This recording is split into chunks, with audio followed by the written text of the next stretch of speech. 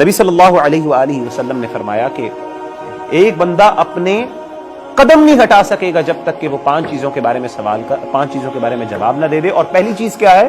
عن عمر فیما افنا،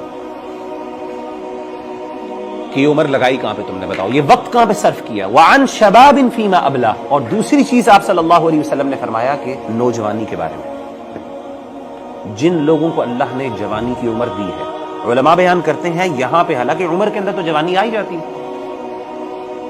لیکن شباب کے بارے میں اسپیسیفکلی اللہ کے رسول صلی اللہ علیہ وسلم نے فرمایا کہ اللہ تعالیٰ سوال پوچھیں گے کہ تمہیں جوانی بھی دی تھی، تمہارے پاس وہ قوتیں تھی، تمہارے پاس وہ طاقتیں تھیں. جب انسان نوجوان ہوتا ہے انسان کے پاس وقت بھی ہوتا ہے اور انسان کے پاس ہمتیں بھی ہوتی ہیں، حوصلہ بھی ہوتا ہے، دنیا کو فیس کرنے کے لیے ایسپریشنز بھی بہت زیادہ ہوتی ہیں.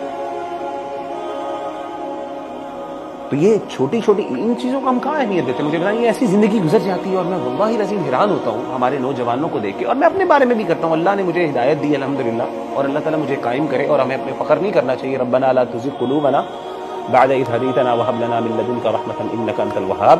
اللہ تعالیٰ جب چاہے کسی کا دل بدل سکتا ہے. ہم کون ہوتے ہیں سبحان اللہ، اور بڑے بڑے لوگوں کے دل بدلے اللہ نے.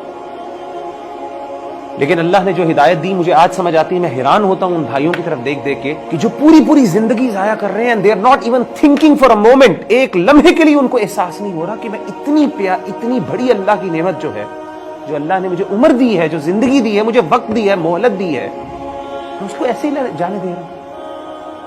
کتنے آرام سے وہ اتنی ویلیوبل چیز، آپ دیکھیں کہ میری جان کے لیے، میری زندگی کے لیے اللہ نے یہ دنیا بنائی نا، انسانوں کے لیے دنیا بنائی نا. والذی خلق لکم ما فی الارض جمیعا، اللہ کہتے ہیں آسمان و زمین اے انسان تمہارے لیے بنائی ہے. انسان کو کس کے لیے بنایا اللہ نے؟ اپنے لیے. میری زندگی کا ایک بہت ہائر پرپس ہے، اور یہ جو انسانیت ہے اس کو اللہ تعالیٰ نے جو پریفرنس دی ہے دوسری مخلوقات کے اوپر، فضیلت دی ہے، اس میں سے علماء بیان کرتے ہیں ایک فضیلت انسان کا پرپس آف لائف ہے.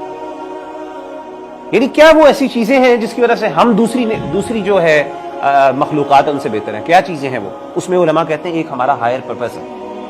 تمام مخلوقات کو اللہ نے کس کے لیے میسر کر دیا؟ انسانوں کے لیے. لیکن انسان کا پرپس کیا کہ اپنے اللہ کو راضی کرنا.